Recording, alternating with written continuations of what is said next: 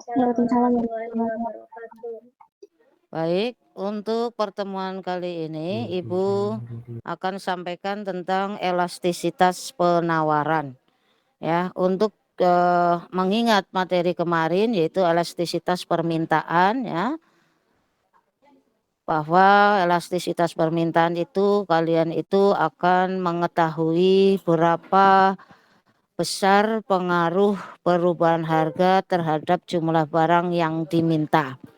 Begitu juga dalam elastisitas penawaran. Coba yang sudah siap mungkin Sunesta dibaca halaman 85, apa itu pengertian elastisitas penawaran. Sunesta ada bukunya? Enggak ada. Oh, enggak ada. Rizky ada? Iya. Rizky ada enggak buku cetaknya?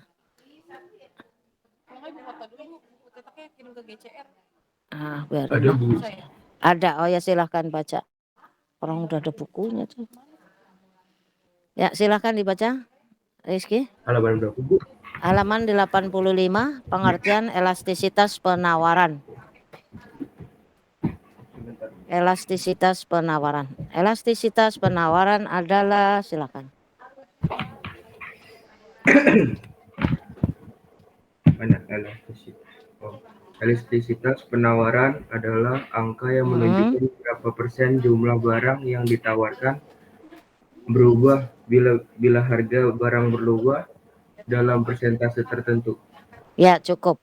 Jadi dalam elastisitas penawaran ini akan menghitung atau untuk mengetahui berapa persen, kadang tidak bentuknya persen ya, tapi berapa pengaruh jumlah barang yang ditawarkan jika harganya berubah. Jadi sama dengan permintaan, cuma diganti. Kalau permintaan, elastisitas permintaan menghitung berapa besar pengaruh ya perubahan harga terhadap jumlah permintaan. Kalau ini juga begitu, berapa besar pengaruh ya perubahan harga terhadap penawaran barang atau jasa. Baik, Ibu tanyakan di sini untuk Aulia, yang pihak yang menawarkan barang itu pembeli atau penjual, Aulia? Pihak yang menawarkan barang itu penjual atau pembeli? Pembeli. Bisa juga yang menawarkan barang penjual atau pembeli? Penjual, yang Bu. Penjual, iya ya. Jadi nanti elastisitas penawaran itu akan dihitung dari pihak penjual atau produsen ya. Tetapi kalau elastisitas permintaan itu berarti dilihat dari pihak pembeli atau konsumen. Baik, untuk elastisitas penawaran ini juga sama dengan elastisitas permintaan. Simbolnya juga hampir sama. Kalau permintaan itu ditulisnya ED, elastisitas demand. Demand itu artinya permintaan. Lah kalau elastisitas penawaran itu ES, singkatan dari elastisitas supply ya. Jadi di sini ES ya. Sama dengan yang kemarin juga ini, bahwa perhitungan koefisien elastisitas penawaran itu juga ada 3. Ada yang menggunakan rumus dengan soal ditunjukkan dengan tabel, ada yang menggunakan persamaan QS, ada yang menggunakan persamaan atau fungsi PS. Kalau di buku kamu itu semua contoh soalnya adalah mengarah dalam bentuk tabel. Walaupun di contoh soal kamu yang bawah itu bukan bentuknya tabel, tapi sebetulnya itu menunjukkan tabel. Ya, coba Ibu minta nanti baca yang sudah di-share di grup ya, karena kalau di buku kamu itu hanya satu tipe itu, hanya bentuknya tabel. Mohon dibaca untuk perhitungan koefisien elastisitas penawaran yang di-share di grup. Dava Putra Darmono. Yang A, jika datanya perhitungan koefisien elastisitas. Silakan Dava dibaca. Sudah siap? Udah marah? Oke, belum Nisa? Nisa Raida? Halo, Iya, Nisa? Bu. Silakan dibaca yang dari Serseran, perhitungan koefisien elastisitas. Perhitungan koefisien elastisitas. Perhitungan Iya, koefisien elastisitas penawaran. iya Untuk terus? menghitung koefisien elastisitas penawaran dapat digunakan beberapa rumus berikut. Ya, yang A. A. Jika datanya dalam bentuk tabel, koefisien elastisitas penawaran dapat dihitung dengan rumus sebagai berikut. Itu harusnya EB, ES. ES, bacanya ES karena salah itu. ES ES sama dengan delta Q del per delta ya. P dikali P per Q. Oh ya, oke. Jadi kalau bentuknya tabel, sekarang semua perhatikan ke tabel. Rumusnya sama dengan yang permintaan kemarin, hanya beda ED dan ES, yaitu delta Q per delta P kali P per Q. Delta Q itu perubahan dari Q, yaitu perubahan jumlah barang yang ditawarkan. Berarti Q2 min Q1. Coba dilihat tabelnya. Kevin, berapa Q1 dan berapa Q2 dari tabel yang udah di-share? Kevin. Halo, Kevin kemana? Halo. Belum ya? Oke, Arya Noval, berapa Q1 dan berapa Q2 di dalam contoh soal yang tadi yang di-share? Q1-nya 25, Q2-nya Ya. 100. Iya, jadi perubahan Q-nya berapa, Arya? Perubahan Q-nya 75. Iya, betul. Perubahan P-nya berapa, Arya? Perubahan P, P-nya 250. iya, yaitu dari 500 dikurangi 250. Setelah itu bisa dimasukkan ke rumus. Q1 delta Q-nya udah ketemu, delta P-nya sudah ketemu. P1-nya berapa, Arya? P1-nya? P-nya berapa di tabel? 250. Iya, Q1-nya berapa, Arya? 25. 25. Setelah diketahui bisa dimasukkan ke rumus, berarti 75 per 250 kali 250 per 25. 250 sama 250 dicoret ya. Itu kan udah habis dibagi 250. 75 sama 25 kan bisa dibagi 25 ya. 75 dibagi 25 berapa? Masih Arya. Hah? 3. 3, 25, 1. Jadi ketemunya 3. Kalau termasuk elastisitas penawarannya 3, termasuk jenis elastisitas apa itu penawarannya? Di buku ada di halaman 85.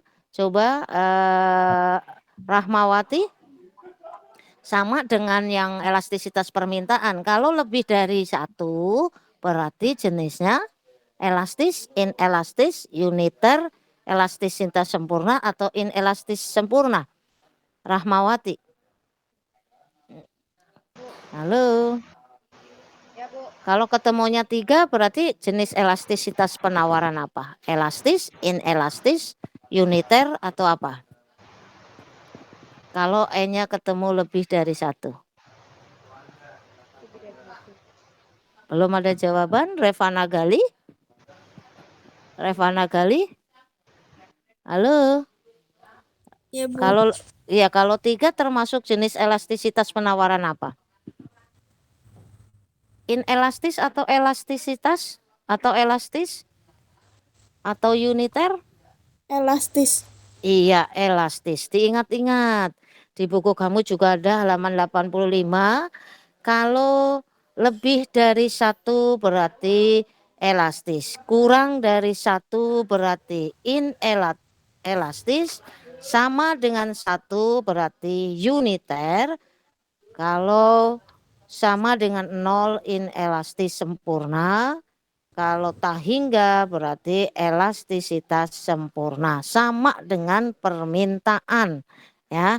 Cuma di sini adalah penawaran, ketentuannya sama. Baik, kita lanjutkan yang B. Minta tolong dibaca yaitu Syahra. Sahra, yang di-share, yang B dibaca Sahra. Ya, Bu. Jika data B. Jika data berbentuk fungsi penawaran QS sama dengan A ya, plus BP, koefisien elastisitas penawaran dapat dihitung dengan rumus berikut. ya, ES sama dengan Q kali P per Q. ya itu Q aksennya turunan dari fungsi QS. Masih Sahra, minta tolong contoh soalnya dibaca Sahra. Contoh diketahui fungsi penawaran QS sama dengan 40 plus 5P. Hitunglah elastisitas penawaran pada saat P sama dengan 2. Q sama dengan 5, yaitu turunan dari QS sama dengan 40 plus 5P. QS sama dengan 40 plus 5P. Q sama dengan 40 plus 5 kali 2.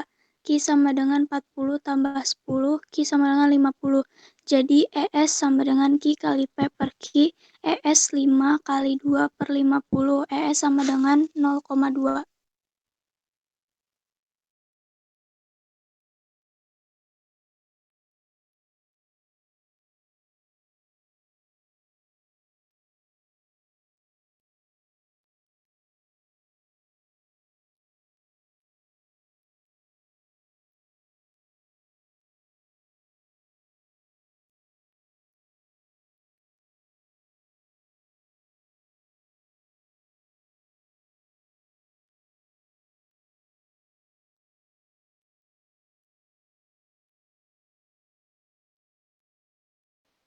Bu punya suara nggak kedengaran, mikrofonnya mati.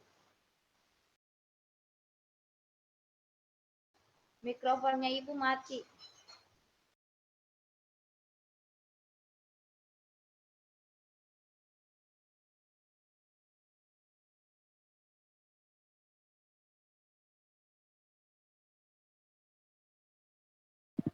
Halo? Bisa, Ya, Bisa, Bu. oke. Ya. Bisa, Bu. Oh ya, kepencet tadi. Oke.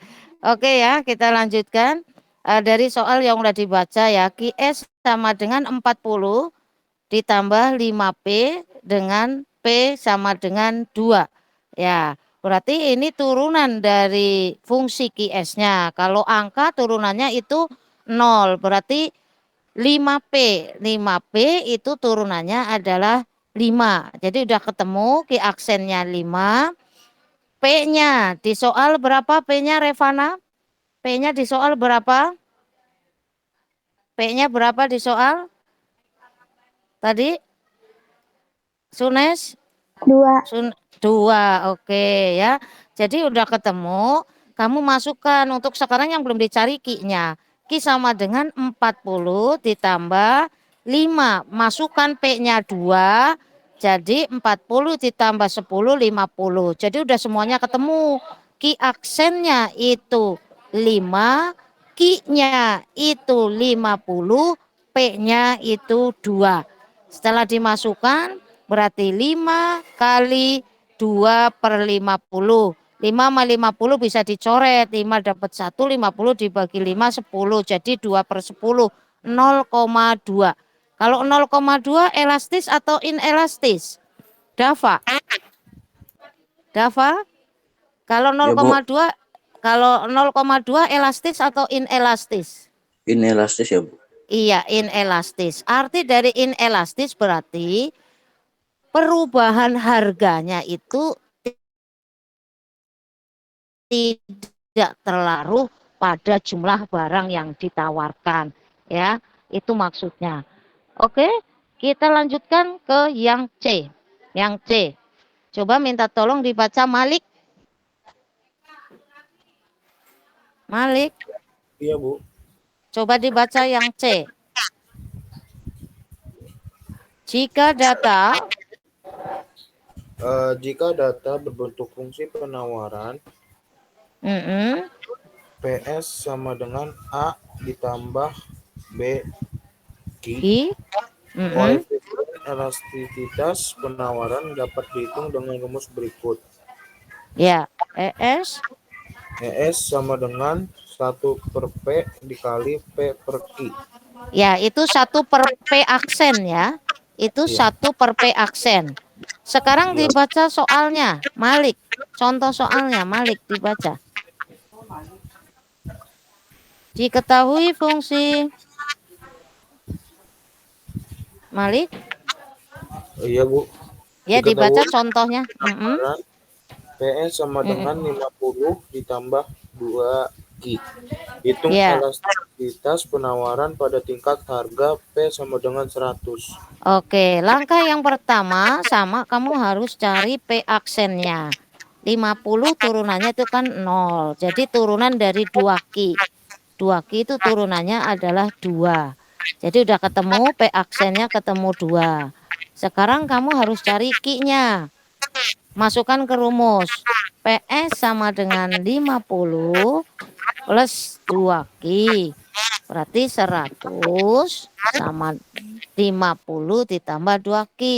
Berarti 2 Q sama dengan min 50 dibagi 2. Berarti min 25. Kamu masukkan 1 P aksen kali P per Q. Jadi 1 P aksennya tadi 2, 1 per 2 kali 100 per min 25. Ketemuannya min 2 atau dimutlakan menjadi 2. Kalau ketemunya 2 berarti itu inelastis. Jadi tetap sama di sini dengan permintaan ada 3 cara. Ya, oke, kita lanjutkan halaman buku cetak 88. Minta tolong, udah dibuka halaman 88 yang punya buku, faktor-faktor yang mempengaruhi elastisitas penawaran. Ya, coba minta tolong dibaca Aulia Komara, ada bukunya Aulia Komalatri? Ada, Bu. Ya, halaman 88. Faktor-faktor yang mempengaruhi elastisitas penawaran. Faktor-faktor yang mempengaruhi elastisitas penawaran. Faktor-faktor yang mempengaruhi elastisitas penawaran adalah sebagai berikut. A. Waktu yang dibutuhkan dalam proses produksi. Oke, cukup. Jadi berapa lama waktu yang dibutuhkan untuk membuat barang ternyata itu mempengaruhi elastisitas penawaran. Ya, jadi di situ disampaikan jika waktunya lama dalam memproduksi nanti cenderung hasilnya elastisitasnya inelastis. Jadi kalau buat barangnya itu lama nanti pengaruh terhadap jumlah barang yang ditawarkan itu inelastis atau pengaruhnya itu kecil. Ya. Nah, pengaruhnya kecil, biasanya mau naik turunnya harga itu tidak terlalu berpengaruh pada jumlah barang yang ditawarkan. Jadi kurang berpengaruh. Begitu juga sebaliknya, jika faktor proses produksinya itu cepat, nah ini akan menghasilkan elastisitas penawarannya itu adalah elastis atau berarti akan berpengaruh terhadap jumlah barang yang ditawarkan. Ya. Jadi kalau elastis itu berarti berpengaruh terhadap jumlah barang yang ditawarkan itu besar, tapi kalau inelastis pengaruh perubahan harga terhadap jumlah barang yang ditawarkan itu kecil. Ya. Jadi Ibu ulangi, jika perlu waktu membuat barangnya lama itu tidak terlalu berpengaruh, tetapi kalau membuat barangnya itu cukup singkat, tidak lama, berarti akan berpengaruh terhadap jumlah barang yang ditawarkan. Di situ banyak yang dicontohkan. Kalau inelastis pertanian, kalau elastis contohnya di situ adalah barang-barang yang berkaitan dengan teknologi, bisa seperti itu ya. Oke, sekarang dibaca yang B. Lutfi Berliansah, ada bukunya? Ada, Bu. Ya, yang B. B. Umur produk. Ya, umur Lanjut, Bu. produk. Jika umurnya lama akan bagaimana ini? Elastis atau inelastis? Umur produk, umur barang, tahan lama atau tidak gitu loh maksudnya ya. Di situ dikatakan kalau barangnya tahan lama itu pengaruhnya kecil inelastis, maksudnya awet. Tahan lama tuh awet, ya nggak busuk, nggak basi. Nah, tapi kalau tidak tahan lama, ini akan cenderung elastis. Elastis itu berpengaruh perubahan harganya. Contohnya sayur-sayuran, buah-buahan, itu kan tidak tahan lama. Nah, itu akan cenderung elastis, jadi berpengaruh besar terhadap jumlah barang yang ditawarkan. Oke, lanjut sekarang yang C. Coba silakan dibaca, Dimas Pramudia, ada bukunya? Ada, Bu. Ya, yang C. C. Mobilitas faktor produksi. Iya, oke. Di situ dikatakan mobilitas faktor produksi jika tinggi, ya, maka akan bersifat elastis. Mobilitas itu maksudnya pergerakannya, perputarannya, ya.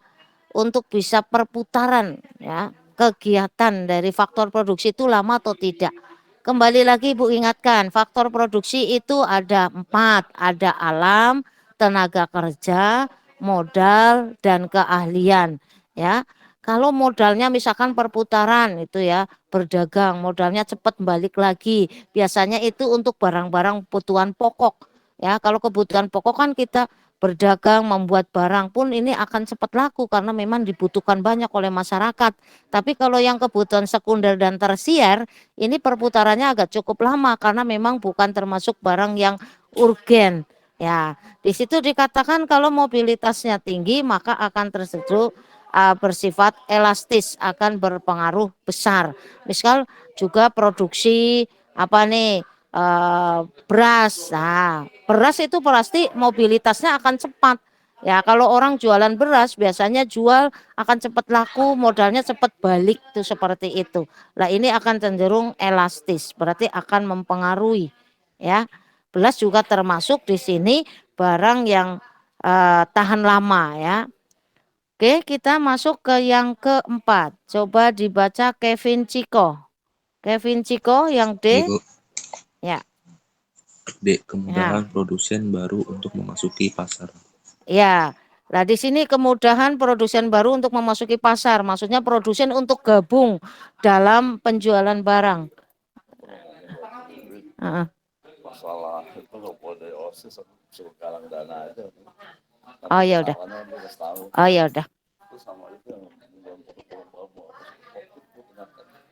Yang apa? Oh, saya ulangin lagi di sini ya. Kemudahan produsen maksudnya penjual mudah atau susah dalam bergabung dalam penjualan di situ. Ya kalau yang kebutuhan-kebutuhan pokok mah gampang ya. Yang modalnya kecil biasanya produsen itu mudah untuk memasuki pasar. Tapi kalau yang modalnya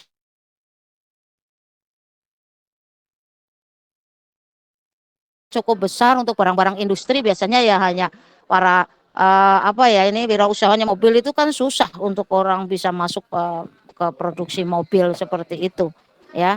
Ya, jadi ini kalau yang produsen sulit untuk masuk dalam pasar ini akan cenderung penawarannya tidak elastis atau inelastis, perubahannya sangat kecil ya. Kalau untuk yang usaha-usaha kecil sih itu lebih mudah karena modalnya kan kecil, gampang orang ikut bergabung untuk apa ya, untuk masuk dalam dunia usahanya seperti itu. Oke, sekarang Ibu lanjutkan ke keseimbangan pasar, masih di buku kamu. Keseimbangan pasar itu adalah bahasa mudahnya kesepakatan harga dan jumlah barang yang baik yang diminta maupun yang ditawarkan. Coba semuanya lihat di tabel. Tabel halaman 89. Kondisi A, kondisi B, C, D, dan E. Ya, coba Ibu minta tolong yang siapa ya ini, Nisa Raida, ada bukunya enggak Nisa Raida? Nisa Raida ada bukunya? Ada. Coba kira-kira dalam tabel itu jumlah barang yang diminta dan yang ditawarkan sama pada jumlah berapa? Pada jumlah berapa? Nisa. Pada jumlah berapa? Yang ada jumlah barang ton itu. Ada berapa ton itu? 5.000, jumlah barang yang diminta 8 ton, yang ditawarkan 48 ton. Coba dilihat di situ pada saat jumlah berapa barang yang diminta yang ditawarkan sama. Ayo. Ada nggak halaman 89? Halaman 89. Ada, Bu. Ya, berapa? Pada jumlah berapa? Pada saat barang yang diminta dan yang ditawarkan sama. Yang atas. Barang apa itu? Pada kondisi A, B, C, D, E? Yang mana? Ayo. Yang C, Bu. Yang C berarti pada saat jumlah barang 30 ton, ya kan? Berarti inilah jumlah barang. Jadi kamu lihat barang yang diminta dengan barang yang ditawarkan itu sama, ya. Itulah keseimbangannya. Kalau ditanya pada saat Q berapa, pada saat jumlah barang yang diminta berapa, 30 ton. Harganya berapa di situ, Nisa? Harganya berapa? Harganya 3.000 per kilo, Bu. Iya, 3.000. Jadi nanti keseimbangannya pada saat P 3.000 dan Q-nya 30. Jadi kamu tarik mana antara jumlah yang diminta dengan yang ditawarkan sama. Itu berarti 30 ton, tarik ke kiri berarti pada saat harga 3.000. Ya. Oke, kita lanjutkan ke halaman berikutnya yaitu perubahan harga keseimbangan di grafik. Rahmawati udah. Rizky Ramadan? Iya, Bu. Halo? Ada Iya. bukunya Rizky Ramadan halaman 90? Ada, Bu, ada. Ya. Coba lihat itu gambar yang pertama 4.21. Itu kan ada perpindahan, yang D itu berarti grafik permintaan, yang S itu adalah supply atau grafik atau kurva penawaran. Coba dari D1 permintaan ya, D1 ke D2 berarti keseimbangannya yang pertama mana? Keseimbangan di D1. Keseimbangan. Berarti yang E ya. E ya, itu ya. E di sini bukan elastisitas ya, artinya equilibrium. Ya, jadi E yang di sini titik keseimbangan pasar ini bukan elastisitas tapi equilibrium atau keseimbangan pasar. Ya, dari D1 permintaan pertama D1 ya pindah bertambah ke D2 ya, jadi D2 itu biasanya karena adanya peningkatan pendapatan, permintaan barang menjadi bertambah, maka keseimbangannya berubah dari E1 ke E2. Jadi keseimbangannya pun akan ke kanan ya. Jadi ini dengan harga P2 ya. Oke, silakan kalian lihat lagi yang sebelah yaitu perubahan penawaran. Perubahan penawaran dari S1 ke S2. Grafik supply itu penawaran. Maka di sini keseimbangan atau equilibriumnya dari S1 akan berubah ke E2 ya. Dengan P-nya berubah P2 ke P1. Ingat hukum penawaran. Hukum penawaran itu jika bisa dicatat, jika P-nya naik, maka S-nya naik. Ya, jika P-nya turun, maka S-nya turun. Beda dengan permintaan. Kalau permintaan P-nya turun, D-nya naik. Kalau P-nya naik, maka D-nya turun. Jadi ini kebalikannya kalau S. Ya. Kalau S, P naik, S naik, ya. P turun, itu S-nya turun. P itu harga, S-nya penawaran supply, ya. Selain dengan menggunakan grafik, juga bisa dengan menggunakan fungsi ya untuk mencari keseimbangan, yaitu untuk PD sama dengan PS atau QD sama dengan QS. Nah, ini agak lumayan susah juga. Nanti bisa Ibu jelaskan di lain waktu lagi. Ini Ibu ada kepentingan jadi tidak bisa lama-lama. Nanti untuk tugas di halaman 91 ya. Nanti untuk tugas halaman 91 nomor 1 saja, nomor 1. Ya, ini untuk minggu besok nggak apa-apa, minggu besok nanti bisa saya tulisan di GCR. Jadi untuk Sabtu besok Ibu tidak Google Meet ya, tetapi di GCR. Bagi yang sudah mempunyai buku bisa saja dilihat halaman 91 tuh satu soal aja, yaitu tugas 4.2. Ya, bisa dilihat, sudah ketemu 91 4.2. Halo? Sudah, Ya. Bu. Iya, nomor 1. Jadi nanti tugasnya itu aja. Ya. 1. Nah, nanti bagi yang nggak punya buku ya bisa nanti saya tulis di GCR ya. Tapi kalau misalkan kamu mau langsung kerjakan ya silahkan. Tapi ngirimnya jangan terlambat ya. Ya, mungkin itu aja. Ada pertanyaan sebelum Ibu tutup? Minta tolong Arya nanti di screenshot yang ikut ya, kirim ke Ibu ya. Ya, tolong datanya ya. Ya, Arya, halo. Ya, oke, terima kasih. Ada pertanyaan? Ada pertanyaan? Sampai di sini? Ada pertanyaan? Tidak ada. Baik ya. Jadi untuk pagi ini Ibu cukupkan. Mudah-mudahan apa yang Ibu sampaikan kalian ada yang dimengerti. Nanti kurang-kurangnya bisa kamu baca lagi di buku atau nyari di Google atau apa. Karena kalau melalui Google Meet terlalu panjang dalam menjelaskan, itu waktu yang dibutuhkan sangat lama ya. Oke, terima kasih. Tetap semangat dalam belajar, jaga kesehatan. Titip pesan ya Bu Rani. KWU nanti Google Meet jam 9 ini ya. Ya, KWU Google Meet jam 9 dengan Bu Rika ya. Oke, terima kasih. Ya. Assalamualaikum warahmatullahi wabarakatuh. Arya jangan lupa ya. Arya di screenshot ya. Ya, oke. Waalaikumsalam warahmatullahi wabarakatuh.